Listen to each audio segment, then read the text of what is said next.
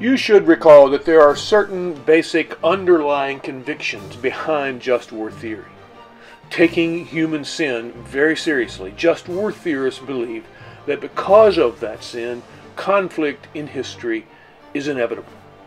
And as a result, preserving justice sometimes requires force. That use of force, even when it is lethal, is not necessarily inconsistent with the Christian duty to love. Love sometimes requires us to use force, even lethal force, against our neighbors, and that is okay. That is consistent with love, so long as our attitude or disposition is one that seeks justice rather than the death of the neighbor.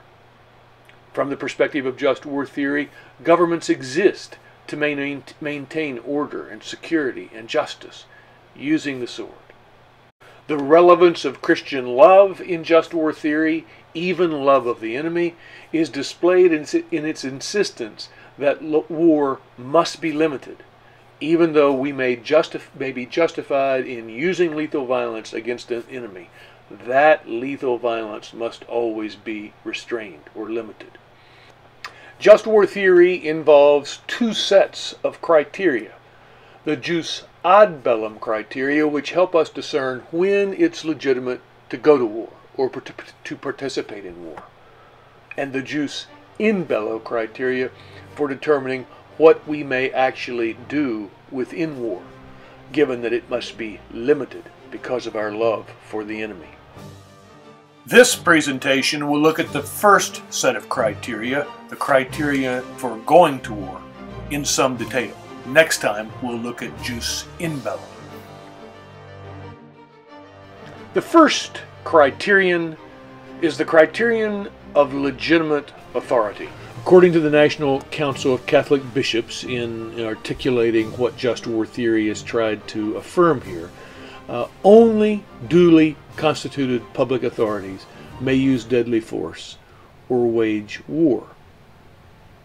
The idea here is that no private person, no person without legitimate authority within a political community may use lethal violence, may use violence on behalf of the community.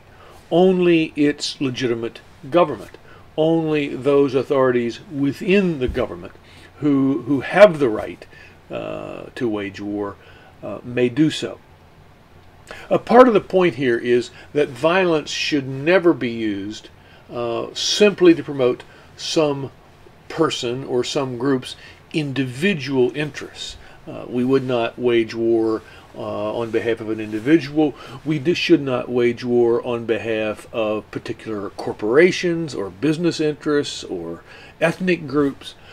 We may only wage war on behalf of the common good of a political community and all of its citizens. There is no private vigilante violence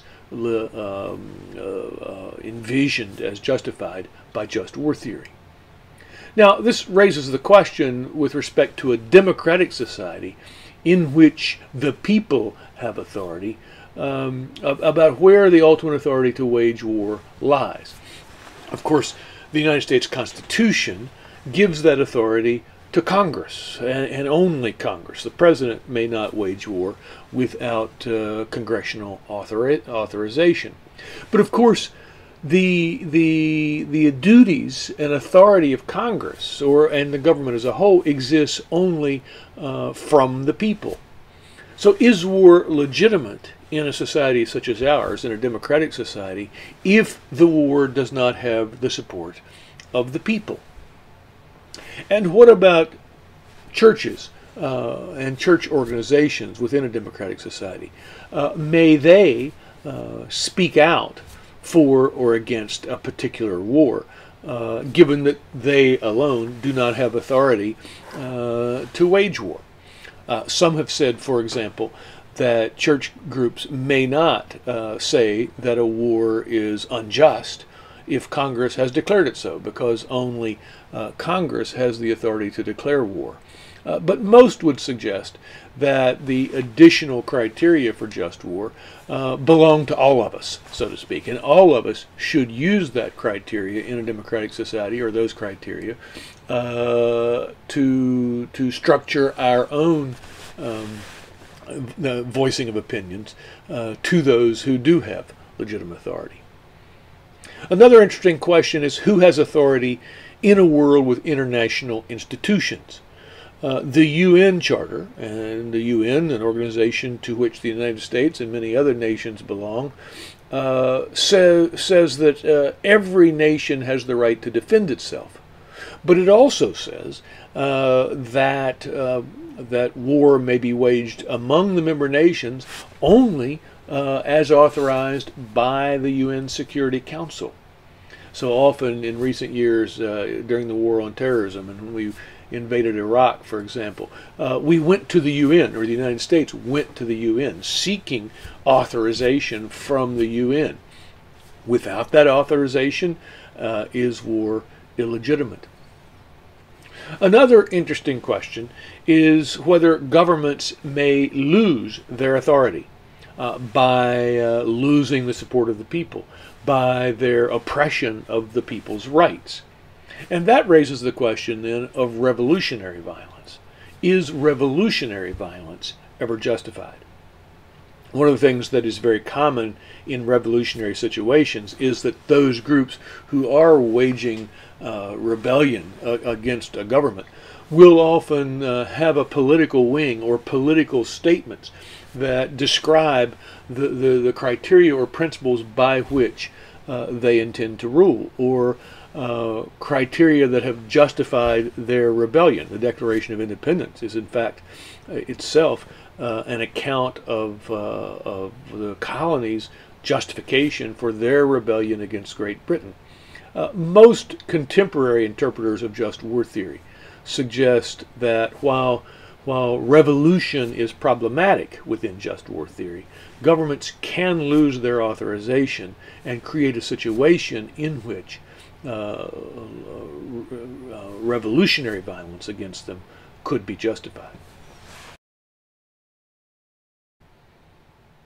Of course, according to just war theory, and common sense, I think we would say, even an authority who has the right to wage war may only do so when, in fact, they have a just cause. Just war theory, Christian just war theory, has said force may be used only to correct a grave public evil, i.e. aggression or a massive violation of the basic rights of whole populations. In an earlier document, the U.S. Conference of Catholic Bishops had said war is permissible only to confront, quote, a real and certain danger, i.e. to protect innocent life, to preserve the conditions necessary for decent human existence, and to basic human rights. So surely, according to just war theory, one must have a truly justified cause. One must truly be doing something necessary to the maintenance and preservation of justice in a society or in the world for one's waging of war to be justified. Jim Childress, under whom I studied at the University of Virginia, has offered this list of the kinds of things just war theory anticipates or suggests as legitimate causes for war. Obviously, to protect the innocent from unjust attack is one such cause. To restore rights that have been wrongfully denied. So if one country invades another and attacks its innocent civilians unjustly and takes away those citizens' right to govern themselves, surely violence against that invading nation is justified. Another way to think of that is to say that war is justified as a means to restoring a just political order within some definitive geographical area. George Weigel, who is a contemporary Roman Catholic commentator, says that national self-defense, which is implicit in all that Jim Childress has said, that national self-defense or defense against aggression is the fundamental cause understood in just war theory as justifying war. He also suggests that recovery of something wrongfully taken, so if another country has invaded your territory and taken sovereignty over that territory, you may wage war to recover it. He also adds the idea of the punishment of evil, that war is justified in order to punish evil. Now, surely I think just war theory fits within a framework in which folks are trying to understand what is justified in terms of punishing others for their commission of injustices or violations of human rights. So surely there is a relationship between just war and punishment, as in a criminal context. It does seem to me, however, there's something dangerous about this idea in Weigel's list. Because one asks, what's the statute of limitations on the right to punish for something, for some evil, and what sort of evil does one nation have the right to punish another nation for? And I think this idea of national self-defense, to which Weigel has already referred, suggests the sort of limit on that punishment that just war theory envisions. One may punish the enemy who has unjustly or aggressively attacked your own sovereignty as a nation. Of course, I think you should notice something that is not on either list, Childress's or Weigel's, because these are things that are, in fact, often the reasons that governments or nations go to war. Wars for the purposes of national expansion or building a national empire are not envisioned as just causes in just war theory. War for the purpose of securing access to natural resources is not a justification for going to war. More ambiguously, this third thing here, war for the purpose of creating a just order where none had existed previously may not be envisioned by just war theory. Now, there's ambiguity here because aggression in response to the massive violation of basic rights of populations might suggest that one nation would be justified in going to war against another where justice did not exist and had never existed, for the purpose of creating a new order where justice and human rights would be honored. I think our recent experience in places like Afghanistan and Iraq, since the war on terror has begun, has showed the difficulty of this justification. Is it possible through war? Is it possible through invasion of one country by another to establish a just order if the internal cultural and political resources don't exist for such a just order? It's a very difficult question and may suggest a limit to this idea as a justified cause for war. The third criteria, the criteria of just or right intention, is closely related to just cause. Again, as the National Conference of Catholic Bishops says it, force may be used only in a truly just cause, we've already said that, and solely for that purpose. The idea here is that peace and justice is the ultimate object in or intention of a justified war. A just or better peace, a just or better order within a nation or among nations than existed prior to the war. Another way to think of this is that one's public justification, one's public appeal to a particular cause cannot be a cover behind which one hides other motives, other ends, other intentions that are less than morally appropriate. So, for example, one should not, one is not justified in invading another country, even in self-defense, if a significant aspect of one's motive is securing the natural resources of that country. Again, you can think of our recent history and see the kinds of questions this raises. Was oil in any way a motivating factor in the United States' invasion of Iraq? And was securing American access or preserving American access to cheap or relatively cheap Middle Eastern oil a part of the motive? Now, to the degree just war theory says that war may only be waged for a just cause and solely for that purpose, it raises the critical question of what I call here the question of mixed motives. I know personally, I very seldom do anything with only one set of intentions or one set of motives, or put it differently, behind the things that a person does with good intentions and for good reasons are often other reasons that are less morally pure. Now let's think about war again. A war of self-defense, primarily motivated by self-defense, but secondarily by a concern to secure access to natural resources. Does that secondary concern about access to natural resources eliminate the moral justification of one's war? That might seem to go too far.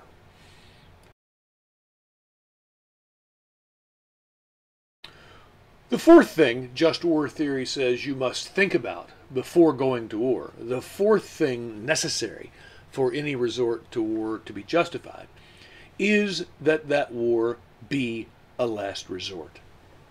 The idea here is that we may not begin some war which is deadly and destructive unless the causing of those deaths and that destruction is the only way to secure the just cause, only way to defend the nation, the only way to protect or preserve or extend the just order or pursue the just order and peace that we attend. Force may be used only if no nonviolent alternatives to war exist. Now, it's important to point out this does not mean that all possible measures short of war must be attempted and exhausted. Sometimes such a requirement would be strictly, purely impractical. But surely one must have the reasonable expectation. One must carefully consider and weigh the possibility, in theory, of other nonviolent, non-lethal means of preserving justice and peace. Only if those nonviolent alternatives have been considered and found wanting may you actually, in fact, go to war and begin killing and destroying the lives of other human beings. One must also have a reasonable chance of success. Put simply, this suggests it's not legitimate to go to war if you can't win. If you cannot defeat the enemy's army, if you cannot secure the justice and peace which justifies and motivates your war in the first place, then it makes no moral sense to go to war.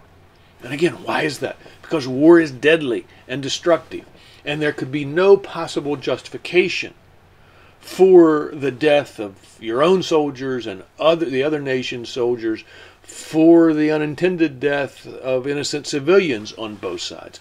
Could be no possible justification for that if one did not reasonably have a chance to win. Now, important thing here is I've been talking about this, you might have noticed, I'm talking about both military success and you might say moral success. This criteria obviously means you may not wage war unless you have a reasonable prospect of winning the war militarily. But more profoundly and more deeply, this criteria asks us to consider the possibility that you might win the war and lose the peace. That is to say, you might be able to defeat the other nation's army and still not be able to preserve the justice or achieve the restoration of justice which you had intended. If that's the case, if the ultimate moral cause and intention that lies behind your war effort is unachievable, then there can be no possible moral justification for the death and destruction that your war will produce.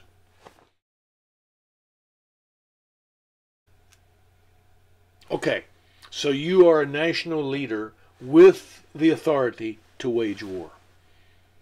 You have a just cause, and the achievement of that just cause, the achievement of a more just and peaceful order, is your only intention.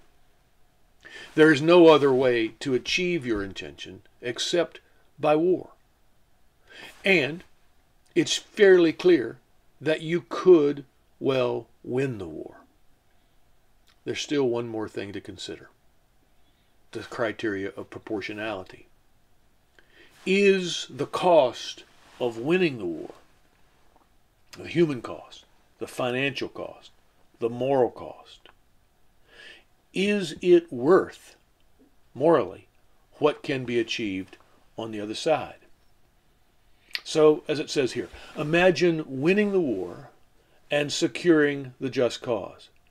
Project how much it will cost in lives, in resources, in the corruption of international relations, in the seeding of hatred among peoples that may last for generations. Is all that worth the moral achievement one hopes to accomplish through war? If it's not, the war is not justified.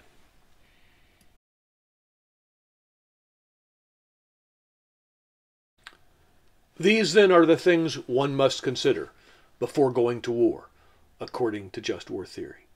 Do you have responsibility for the common good of a particular nation or society? Do you have authorization? Do you have authority within the government and the constitution of that society for waging war? Is your cause just? Are you fighting with the right intention? Is it a last resort? Do you have a reasonable chance of success? And will the good you accomplish outweigh the evil of war? If the answer to all of these is yes, then according to just war theory, you are justified in going to war.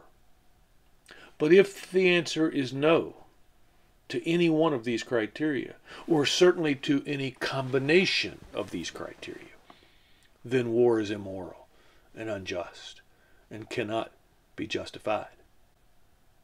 Now, I think you're probably, in listening to these explanations, aware that there's a certain amount of what moral theorists call prudence involved in these criteria. That is to say, these are not mathematical criteria that one can simply calculate the answers to.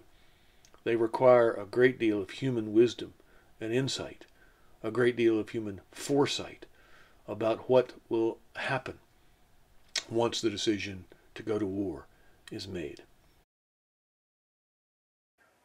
Well, this concludes our discussion of the jus ad bellum criteria, those things that must be considered before making a decision to go to war. Next time, we'll look at justice or morality within war. Once we are in a justified war, how may we fight? What limits are there on what we may do to win?